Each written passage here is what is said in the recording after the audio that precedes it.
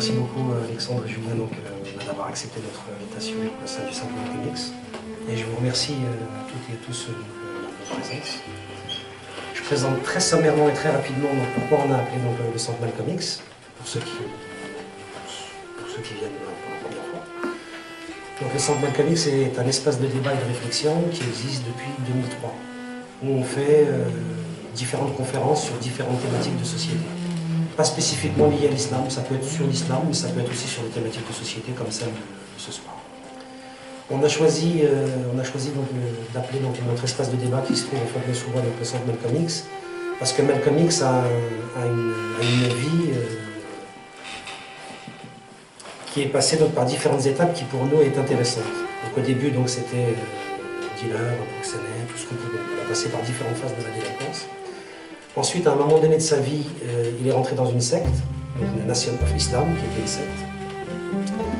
Ensuite, quand il est sorti de prison, il a rencontré un savant ou un imam à New York, qui lui a dit ton discours est trop radical, tu parles que pour les noirs, tu mets trop en avant certaines choses, alors que l'islam c'est une vision universelle.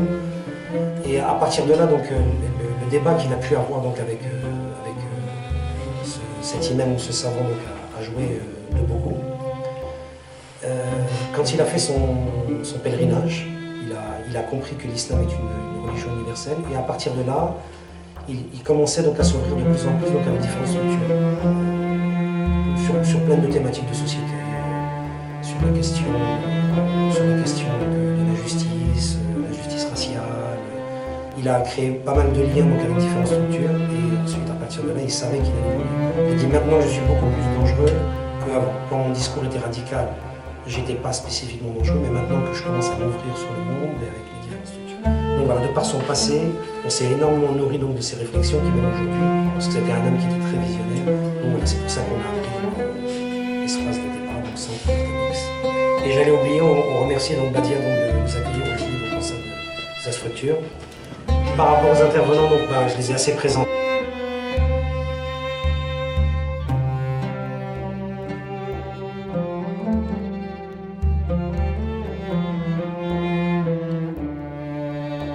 Merci.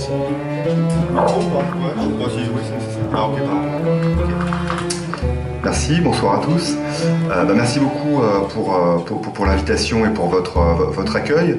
On est très content de pouvoir présenter notre livre ici ce soir. Ça a du sens parce que on est l'un et l'autre, Alexandre se présentera, mais chercheurs en sciences sociales.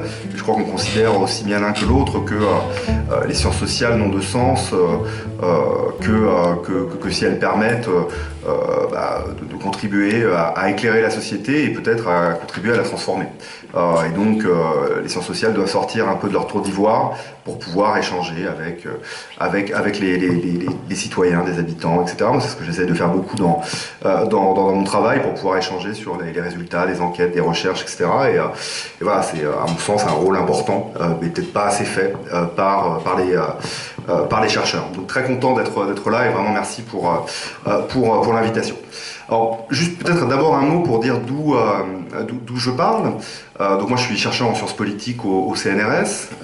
Je suis chercheur attaché à un laboratoire à Lille. Et en fait, j'y reviendrai un peu, mais je mène pas mal de mes recherches à Roubaix en fait, où même si j'en parle peu dans le bouquin, j'ai pas de chapitre consacré à ça, mais un certain nombre de choses que je dis sont liées à des recherches que je mène là-bas, et notamment auprès d'acteurs musulmans. Parce que moi, au départ, je ne suis pas islamologue, je ne suis pas spécialiste de l'islam, parce que je travaille plus largement sur la question de l'engagement dans les quartiers populaires.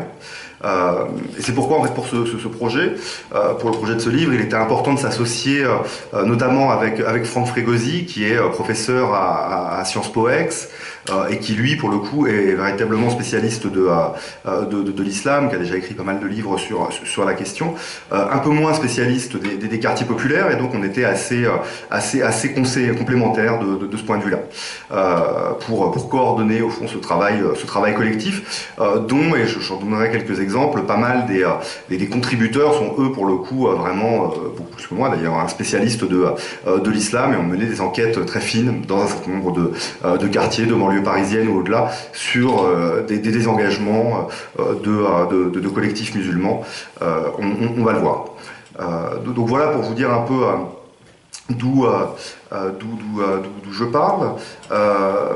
Donc je ne suis pas spécialiste de l'islam, mais je crois que la question de la place de l'islam et de la religion dans les mobilisations des quartiers populaires, c'est, en fait, on peut dire un peu, alors je vais d'abord parler de moi encore, c'est un peu à peu imposé à moi, dans la mesure où dans les recherches que je menais, notamment à Roubaix, comme je le disais, où je fais un travail depuis 2011, la place des acteurs musulmans est un enjeu essentiel, et donc je ne pouvais pas vraiment passer à côté. Au fond, travailler aujourd'hui sur la politisation, le rapport aux politiques dans les quartiers, sans aborder la place de l'islam, me semble compliqué. Ce serait au fond passer à côté d'un phénomène important.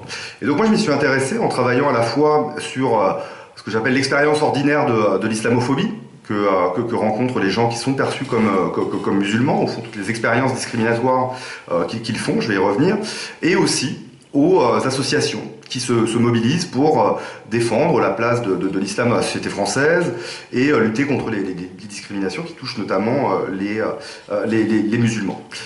Pour vous retracer aussi un peu mon parcours, on avait travaillé avec Julien Aumiel, qui est un collègue de Lille, et c'est aussi de là que vient ce projet.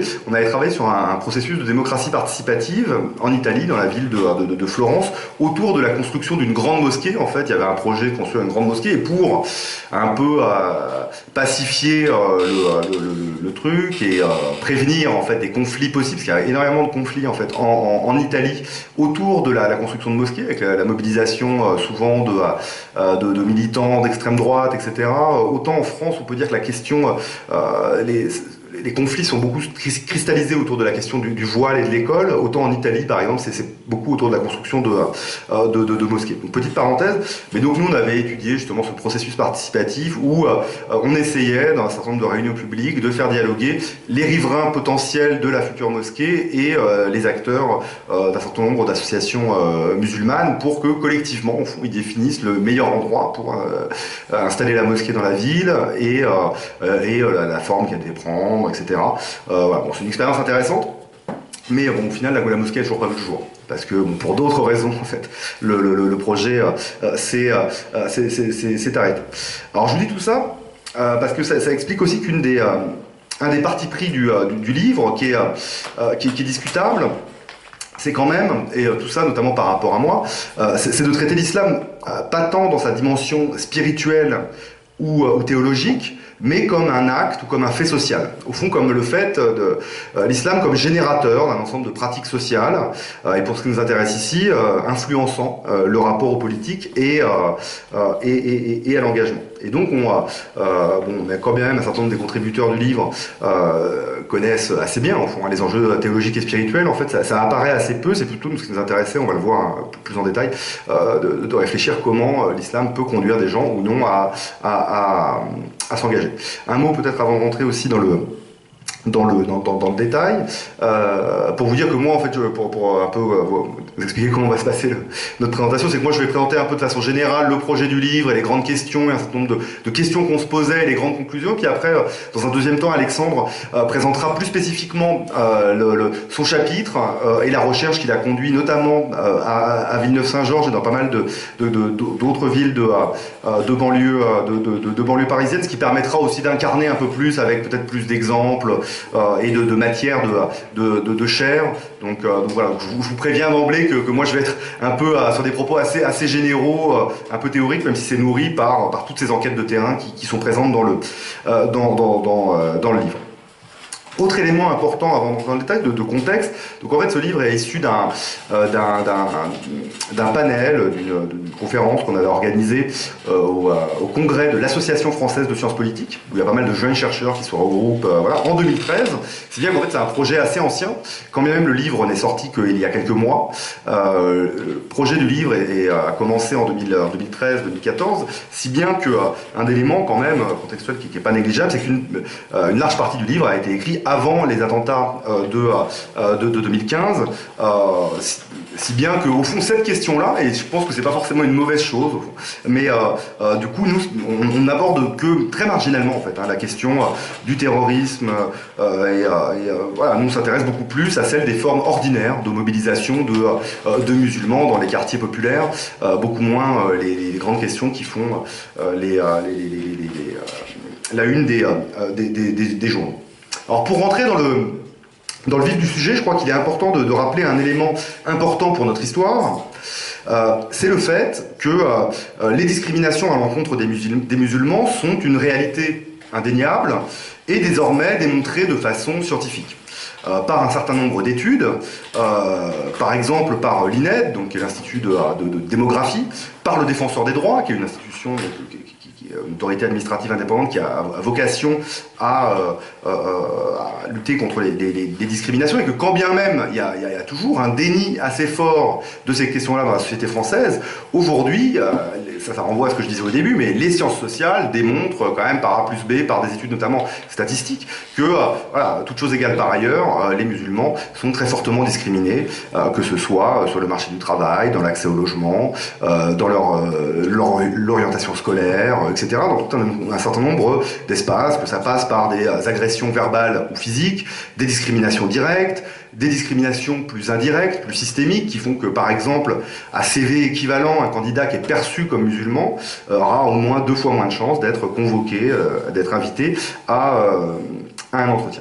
Et donc il faut souligner que ces expériences répétées de discrimination, et vous êtes peut-être les mieux placés pour le savoir, c'est un certain nombre d'entre vous sont musulmans ici, constituent, et moi c'est ce que je recueille beaucoup par les entretiens que je fais avec des habitants et une partie d'entre eux qui sont musulmans, ces discriminations répétées sont une violence symbolique très forte qui s'exerce contre les musulmans de notre pays, sont la source d'une souffrance sociale très forte, c'est un peu une des questions qu'on voulait soulever dans le livre, c'est au fond, que font les musulmans ou certains d'entre eux, de la souffrance sociale, de la colère, associée à l'expérience répétée de l'inégalité et des discriminations. Et comment, collectivement, des gens, des associations, des groupes essaient de lutter contre cela.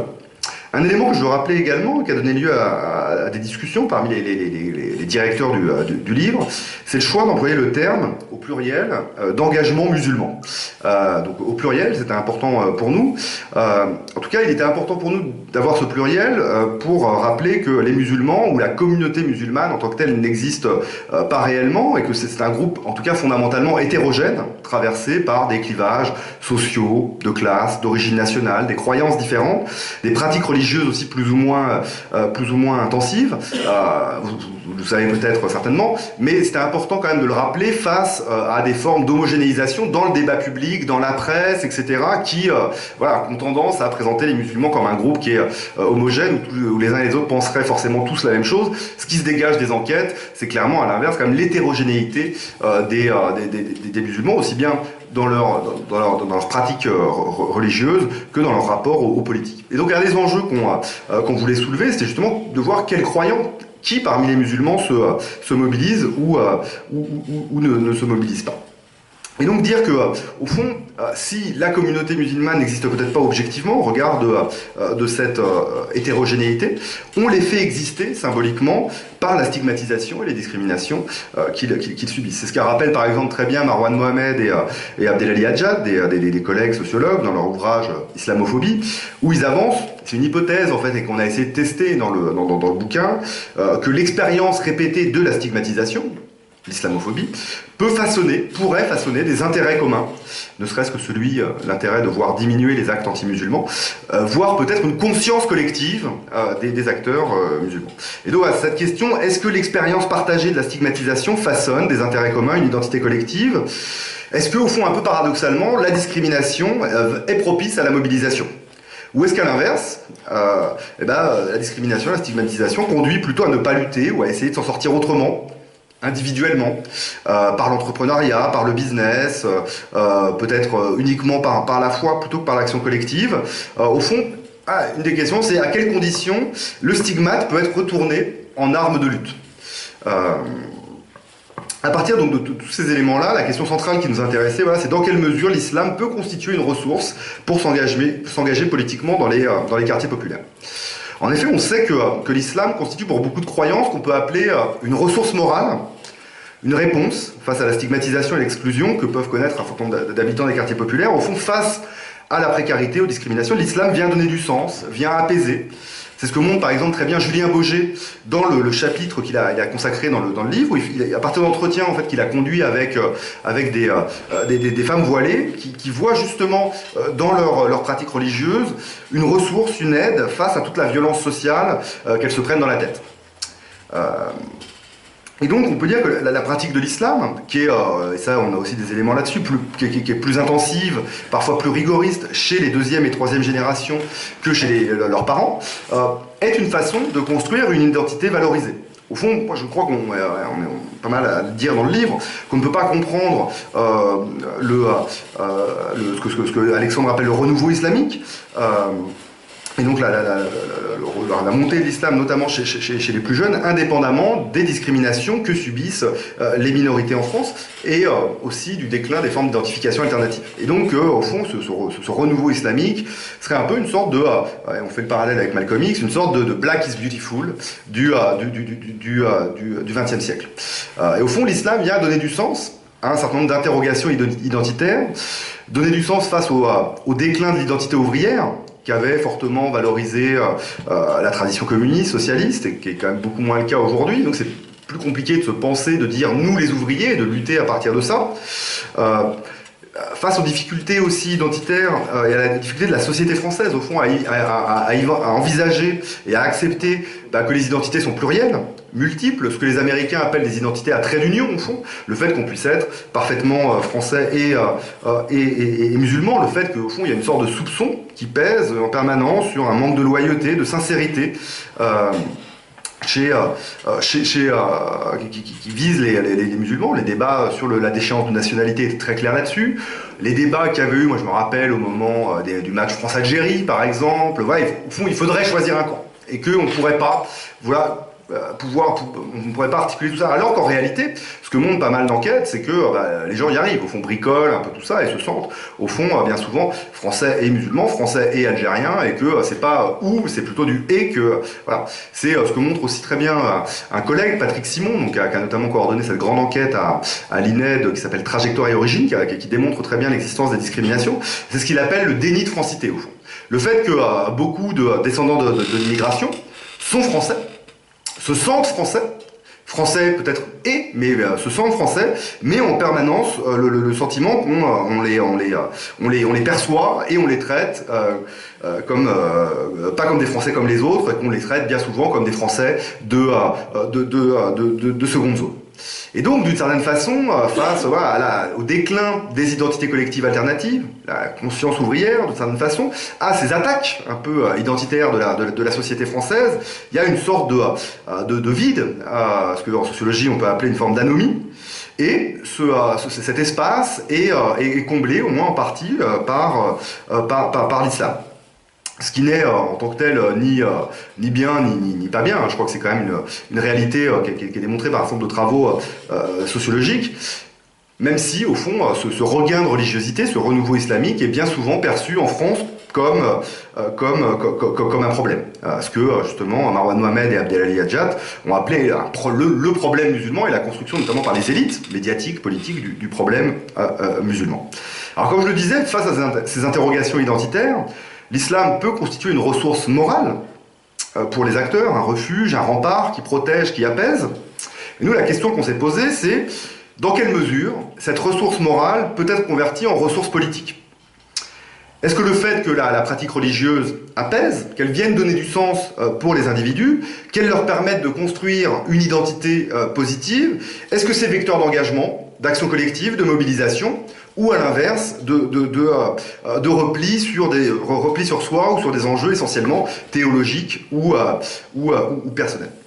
Il nous semble que cette question de la religion comme l'islam en particulier ici, vecteur d'engagement politique et de mobilisation, est d'autant plus pertinente que, et je crois que c'est important de le rappeler, que la religion a toujours joué un rôle important dans la politisation et la mobilisation des classes populaires, y compris en France. Pour ne prendre qu'un exemple, dans le cas français par exemple, les mouvements d'éducation populaire ont été, pour une bonne partie, des mouvements d'éducation populaire catholiques. Moi je pense notamment, et j'ai travaillé un peu là-dessus, à la jeunesse ouvrière chrétienne, la JOC, dont on fête les 90 ans, et qui a joué un rôle essentiel dans la politisation et derrière l'engagement d'une bonne partie des ouvriers, des classes populaires dans le Nord au XXe siècle. Or, à l'époque, au XXe siècle, parce que bon, la JOC existe toujours, mais quand même fortement affaiblie, à l'époque, on ne reprochait pas aux jeunesses ouvrières chrétiennes de ne pas respecter la laïcité ou de formuler des revendications identitaires ou communautaires ou anti-républicaines.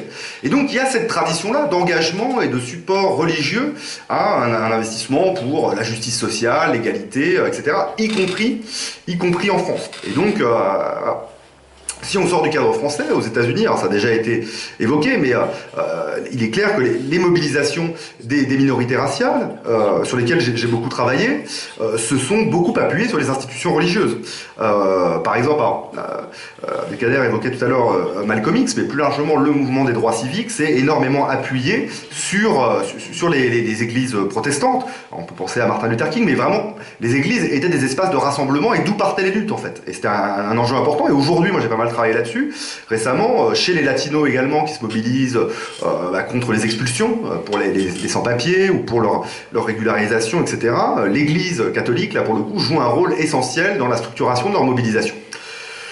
Et donc du coup, nous, la question qu'on voulait poser, c'est quid de l'islam aujourd'hui en France et dans quelle mesure, alors, pas seulement les institutions religieuses, les mosquées, mais dans quelle mesure la religion, dans toutes ses facettes, peut constituer un support d'engagement face aussi à toutes les difficultés que connaissent les mobilisations dans les quartiers populaires, l'affaiblissement des mouvements d'éducation populaire, des associations, des partis, etc.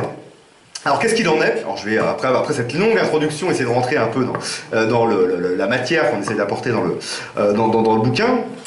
La réponse, quand même, c'est que, et je vais apporter des nuances, mais c'est que globalement, la pratique religieuse ne débouche que rarement sur l'engagement collectif.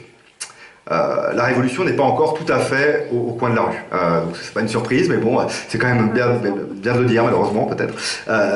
Majoritairement, on peut dire, bon là, je vais vite, on pourrait y revenir dans la discussion, mais une bonne partie des musulmans souhaitent surtout qu'on les laisse tranquilles, qu'ils puissent pratiquer leur foi paisiblement, et ils ne sont pas forcément prêts à se mobiliser, à lutter contre la stigmatisation et les discriminations dont ils font l'objet.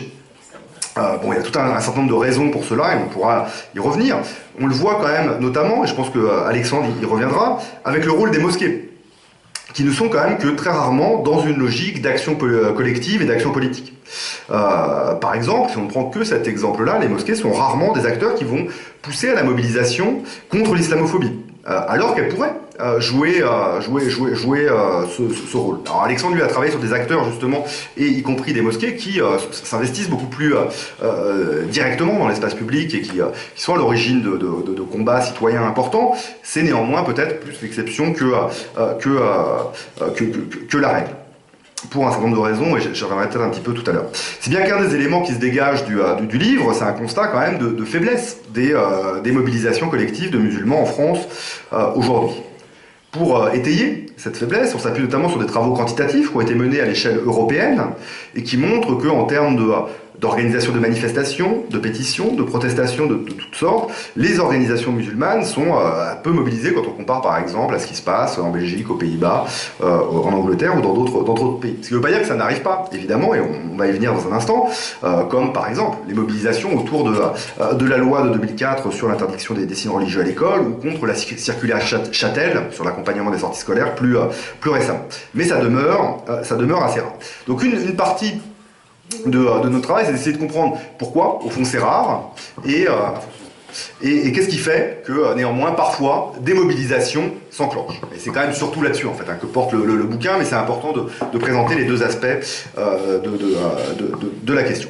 Alors, premier élément, quels sont les facteurs avancés pour expliquer, qui se dégagent du livre, pour expliquer le fait qu'il y ait peu d'actions protestataires, de mobilisation collective de la part des musulmans, malgré toute la violence sociale qui se prenne dans la tête.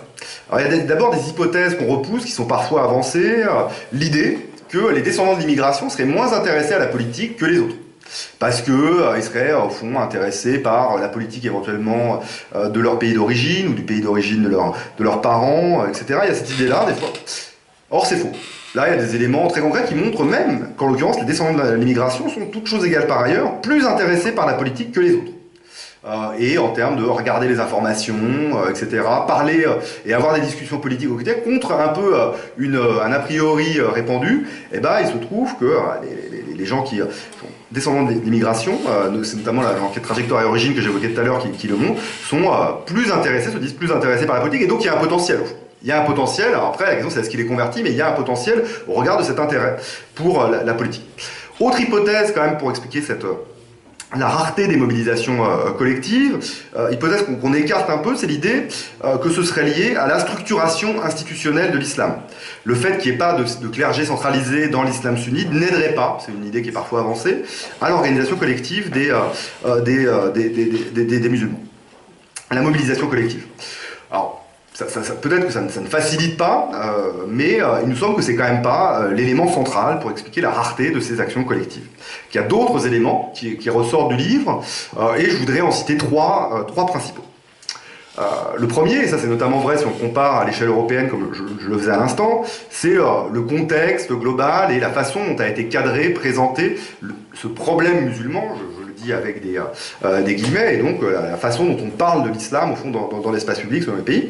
Deuxième élément qui va expliquer, je vais détailler dans un instant, c'est les ressources des acteurs, sur quoi on peut s'appuyer, ressources matérielles mais pas uniquement, on va le voir. Et troisième élément, c'est les coûts de l'engagement, les coûts personnels, donc pas financiers, hein, mais les coûts de l'engagement des musulmans et les formes de répression, bien souvent, que subissent ceux qui s'engagent au nom de l'islam ou dans la continuité de leur foi, et donc ça peut désinciter au fond à se mobiliser. Alors sur la question du contexte national, comment le contexte national vient rendre plus compliqué au fond ces mobilisations. Donc comme je disais, il y a un certain nombre de travaux qui montrent qu'il y a par exemple davantage de mobilisation publique de musulmans en Grande-Bretagne qu'en France, et une des raisons c'est que il est plus difficile au fond en France de se présenter comme musulman, de dire nous les musulmans et de s'organiser, se penser comme tel et de dire qu'on se mobilise au nom de l'islam. Bon, et d'ailleurs pas mal des organisations, des associations qui sont étudiées, suivies, présentées, discutées dans l'ouvrage,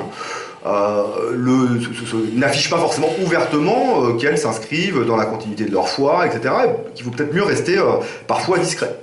Et donc le fait que le contexte français, où il est pas forcément évident de se présenter comme s'engageant collectivement au nom de l'islam, saute notamment aux yeux au regard du chapitre qui est consacré à la Belgique. En fait, il y a un chapitre qui a été écrit par Corinne Torrekens sur la situation en Belgique, où elle montre quand même que c'est quand même plus facile de se mobiliser, de se montrer en tant que musulman dans l'espace politique belge. Et très concrètement, ça veut dire quoi? Ça veut dire qu'il est possible d'être élu et de porter un voile, ça veut dire qu'il y a des partis politiques qui s'appellent Islam, etc. Et donc, en termes de la façon de se présenter, de se revendiquer, de s'organiser, le contexte joue quand même un rôle important, et sur la façon de se penser en tant que groupe, et c'est plus difficile, semble-t-il, en France, de se présenter comme tel. Deuxième facteur, c'est la faiblesse des ressources individuelles et organisationnelles. Concrètement, la majorité des musulmans en France et en Europe appartiennent aux catégories populaires. Il y a des chiffres aussi là-dessus. Alors je le dis, ça va de soi, mais c'est pas forcément évident. Par exemple, aux États-Unis, les musulmans sont majoritairement de classe moyenne, pour des raisons d'histoire migratoire, etc. Ça nous sort un peu. Mais bon, toujours est-il que le fait que la majorité des fidèles qui se définissent comme musulmans appartiennent aux catégories populaires, fait que ça rend plus compliqué la mobilisation, puisqu'on sait par ailleurs que plus on descend dans la hiérarchie sociale, moins en général on a tendance à s'engager politiquement pour tout un tas de raisons. Et donc ça c'est un élément quand même structurant assez fort. Par ailleurs, les associations musulmanes disposent de très peu de moyens pour s'organiser. Il y a très peu de moyens publics qui leur sont accordés, et même chez un certain nombre d'associations, il y en a un certain nombre d'entre elles qui font, soit par autocensure, soit par volonté de rester autonomes, ne demandent même pas de soutien et de financement pour leurs actions associatives. Il y a également même si c'est en train d'évoluer, mais il y a assez peu de subsides privés, de fonds privés pour soutenir au fond ces actions collectives, les associations, etc. Alors il y a les dons de fidèles, évidemment, mais qui ne représentent pas non plus des masses considérables du fait de la composition sociale de la communauté, des communautés, mais aussi aux choix peut-être financiers qui peuvent être faits. Très clairement, aujourd'hui, les dons qui sont faits par les fidèles se concentrent davantage sur le fait de financer la construction de lieux de culte que d'aller, alors l'un n'empêche pas l'autre, mais bon, à un moment, son portefeuille est limité, et donc il reste peut-être moins d'argent pour structurer, soutenir des actions collectives, des associations, etc. On peut d'ailleurs imaginer, il y a un élément temporel ici, mais qu'une fois cette phase d'institutionnalisation matérielle, une fois que toutes ces mosquées qui sont en train de se construire un peu partout, je le disais tout à l'heure en aparté, mais à Roubaix par exemple, où je fais mes enquêtes, il y a 4 mosquées, des mosquées assez grandes, de 1500-2000 places, qui sont en train d'être terminées d'être construites, quoi. Et donc, c'est vrai, je sais, ailleurs, et on peut imaginer que, et ça demande en général des fonds considérables de pouvoir construire une mosquée à partir de fonds propres. Une fois que cette phase d'institutionnalisation matérielle, de construction de lieux de culte dignes sera passée, on pourra probablement passer à autre chose, et que l'argent pourra être mobilisé peut-être pour soutenir davantage l'action collective. Alors, il y a quand même des choses qui sont en train de bouger. Si on prend le cas du CCIF, du collectif contre l'islamophobie en France, il a depuis quelques années connu un processus de professionnalisation accéléré et un soutien financier très fort de la part, probablement pas seulement, mais d'une bonne partie de musulmans, puisqu'il compte aujourd'hui 13 000 membres cotisants, je crois, et il a près d'une quinzaine de salariés.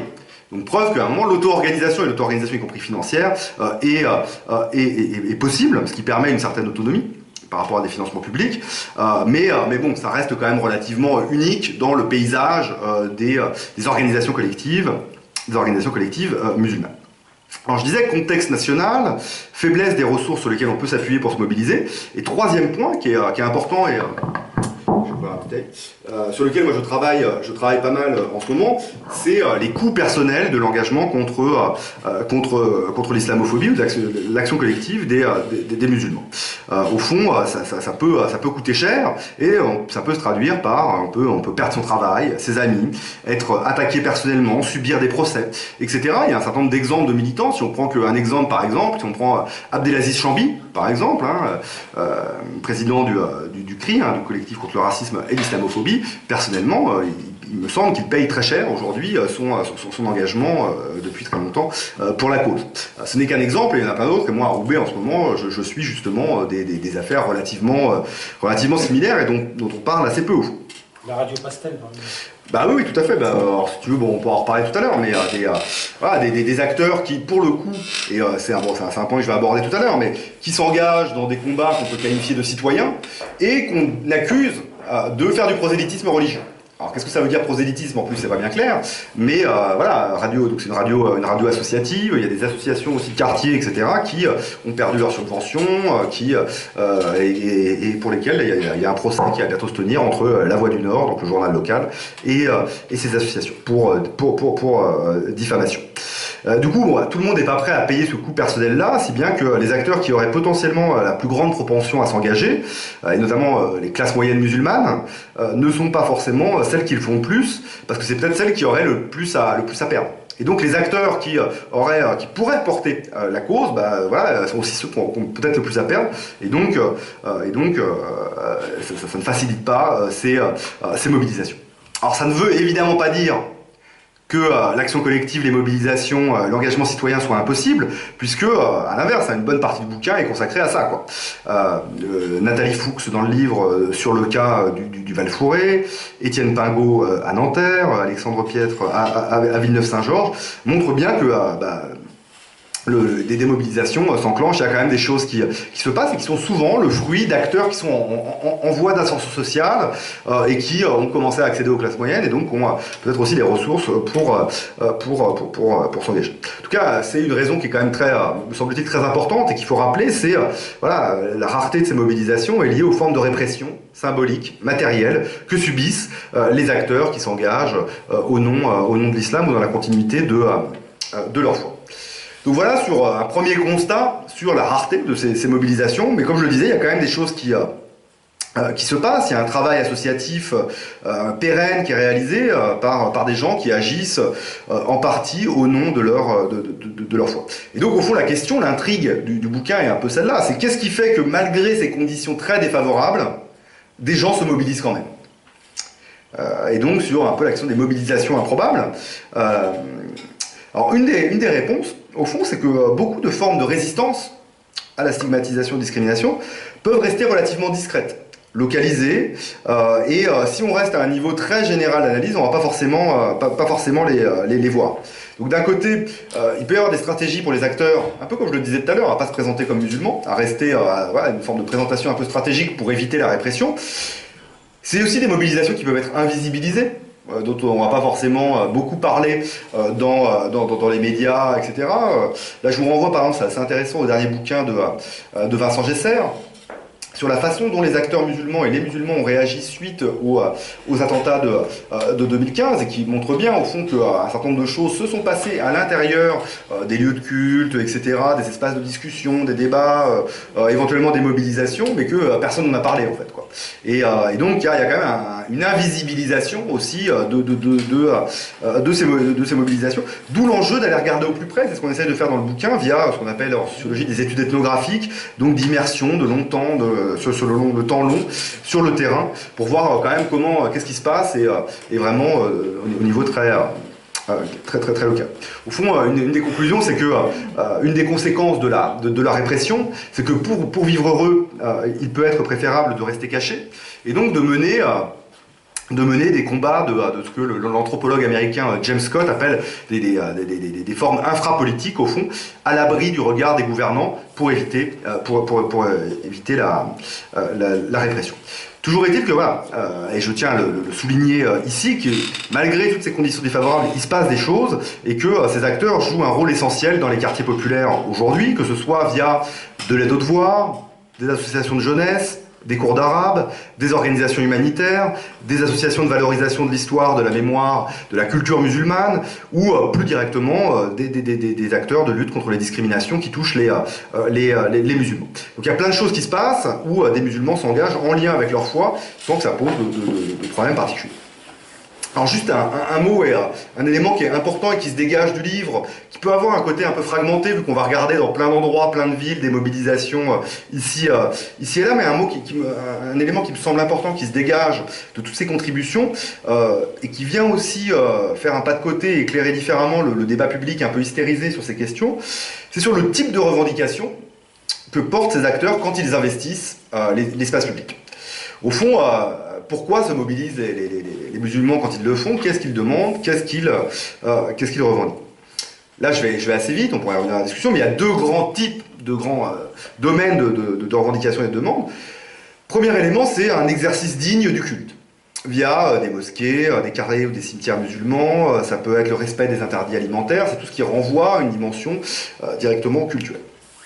L'autre élément, l'autre pôle, c'est des demandes d'égalité, de traitement et de droit, et donc tout ce qui renvoie à la lutte contre les discriminations et l'islamophobie. Que ce soit avec les organisations nationales telles le CCIF ou le CRI que j'ai déjà évoqué, mais aussi des organisations locales.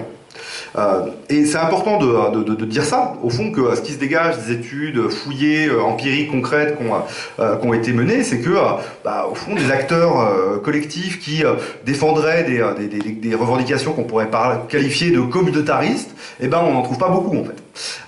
Au fond, il n'y a pas beaucoup de revendications demandant des droits particuliers, ou une exception aux droits, que ce soit, j'en sais rien, sur les activités sportives, voilà, ici il peut y avoir des choses de cet ordre-là à un niveau individuel, des organisations collectives, des associations qui porteraient des demandes d'exception au droit, c'est plutôt ce qui se dégage quand même très fortement, la demande que le droit soit appliqué comme aux autres. Et un peu à l'égard de ce que j'évoquais tout à l'heure, sur ce sentiment d'être des citoyens de seconde zone, voilà, la demande et la revendication centrale, c'est l'égalité. Ce qui vient déconstruire, comme je le disais tout à l'heure, les fantasmes qui entourent ces questions-là, qui sont portés dans la sphère médiatique par des acteurs, notamment autour du printemps républicain et bien d'autres. Et on pourra en discuter parce que même sur le type de mobilisation précise, mais que ce soit sur la nourriture à la cantine, le burkini, les écoles confessionnelles ou l'exercice du culte dans de bonnes conditions via la construction de mosquées, au fond, toutes ces revendications-là, au fond, étaient d'abord des demandes d'égalité de traitement, soit avec les autres religions. Les écoles confessionnelles, par exemple, c'est-à-dire il y a des écoles catholiques, il y a des écoles juives, et on a tout à fait le droit d'avoir des écoles musulmanes. Bon, quand des acteurs se mobilisent pour dire on peut créer nos écoles, en général, ça crée des controverses pas possibles localement. Bon, de la même façon, pour les histoires de lieux de culte ou d'autres questions. Si bien que une des conséquences, c'est que bien souvent, la justice donne raison aux acteurs musulmans qui se mobilisent sur le burkini, au fond, vous savez, où les arrêtés locaux avaient été cassés. Sur les repas végétariens de la cantine, c'était une histoire à Chalon-sur-Saône, où ils avaient fini. Sur l'accompagnement des sorties scolaires, alors on va voir si ça n'a pas bougé, des mères de familles voilées, suite à la circulaire Châtel qui a été suspendue. Sur la construction de mosquées. Donc voilà, quand la justice est saisie, il y a quand même souvent des victoires qu'il faut valoriser, parce que je crois que ce qui contribue aussi à la démobilisation, c'est de sentir que ça ne sert à rien. Là, la mobilisation de l'arme juridique permet d'obtenir des victoires, et ça montre bien que c'est d'abord l'égalité des droits qui est de demander. Si on prend un exemple récent, celui celui qui a été présenté comme l'affaire des prières de rue à Clichy. Alors je ne sais pas s'il y a des gens de Clichy, moi je ne connais pas forcément très directement le cas, et moi ça me semble une expérience et un exemple hyper intéressant, parce que là on est dans une expérience de désobéissance civile au fond. On utilise la prière de rue comme arme pour créer du rapport de force avec la municipalité. Et là où le traitement médiatique de l'affaire a, me semble-t-il, été problématique, c'est qu'on présentait ça une fois de plus comme l'expression d'un communautarisme horrible des musulmans, alors que ce que revendiquaient ces acteurs, c'était pas de pouvoir faire des prières de rue, c'était d'obtenir la construction d'un lieu de culte digne de ce nom et relativement bien placé dans la ville centrale, etc. Et donc on a d'une certaine façon communautarisé une demande de dignité et d'égalité de traitement. Et donc voilà, il y a quand même une tendance très forte à transformer des revendications d'égalité en revendications soi-disant communautaires ou identitaires. Et donc c'est, me semble-t-il, c'était un des enjeux du bouquin, et c'est le rôle, j'y reviens, mais des chercheurs en sciences sociales aussi, d'essayer d'apaiser un peu en fait le débat qui a tendance à être très, très virulent et hystérisé sur ces questions-là, et de montrer qu'au fond, la très grande majorité des acteurs collectifs musulmans, ce qu'ils demandent, c'est l'égalité. Le fait que cette revendication, et j'en ai déjà dit un mot, mais que la revendication centrale de cette demande d'égalité explique aussi qu'une arme qui est quand même pas mal utilisée par ces acteurs collectifs, c'est le recours à l'arme juridique, avec des avocats, des plaintes. C'est ce que montre par exemple Ouda Hassal dans le chapitre qu'elle a consacré à l'étude du mouvement Maman toutes égales, donc qui se mobilisait contre l'exclusion des mères voilées de l'accompagnement des sorties scolaires. C'est que vu qu'on demande l'égalité, le droit apparaît comme une arme utile. Néanmoins, alors ça c'est un débat qu'on peut avoir, c'est que si on considère que la discrimination elle est systémique, qu'elle passe par des pratiques institutionnelles qui ne sont pas forcément codifiées juridiquement, c'est est-ce que le droit est suffisant ? Est-ce que pour parvenir à l'égalité, le droit va suffire ? Il est probable que non. C'est-à-dire que ça peut être une arme, mais à un moment, il faut probablement passer par d'autres choses. Ça passe probablement également par une lutte plus idéologique, on peut dire, à l'image par exemple, mais il n'y en a pas tant que ça en fait, des exemples, à l'image des campagnes du CCIF, avec le slogan à l'époque « Nous sommes aussi la nation » qui vient justement un peu revendiquer et faire un travail symbolique sur l'égalité que demandent les musulmans. Et donc je crois qu'il y a aussi quand même ce travail, que le droit ne sera jamais suffisant pour parvenir à l'égalité, et donc il y a peut-être des combats et des mobilisations plus offensives à mener de ce point de vue-là. Mobilisation plus offensive à mener sur un plan idéologique, de la connaissance, des symboles, des représentations de la société, de la société française. C'est aussi ce que fait par exemple un site comme Contre-Attaque, qui a été créé récemment, et justement pour un peu déconstruire le traitement médiatique de l'islam. Et je crois qu'il y a un vrai enjeu de ce point de vue-là, à la fois de reconnaître que le droit peut être utile et que ça marche, mais qu'en même temps, c'est pas forcément suffisant. Voilà, donc je voudrais pas être trop long, donc je pense que je vais en rester là en espérant que vous pourrez regarder le livre et que ça vous intéressera, que ça puisse, je l'espère, parce que voilà, c'est quand même tout le sens de tout ça, encourager des mobilisations futures, et voilà, parce que moi je reste quand même convaincu que c'est par la mobilisation que l'on obtient l'égalité. Merci. Merci beaucoup, Gilles.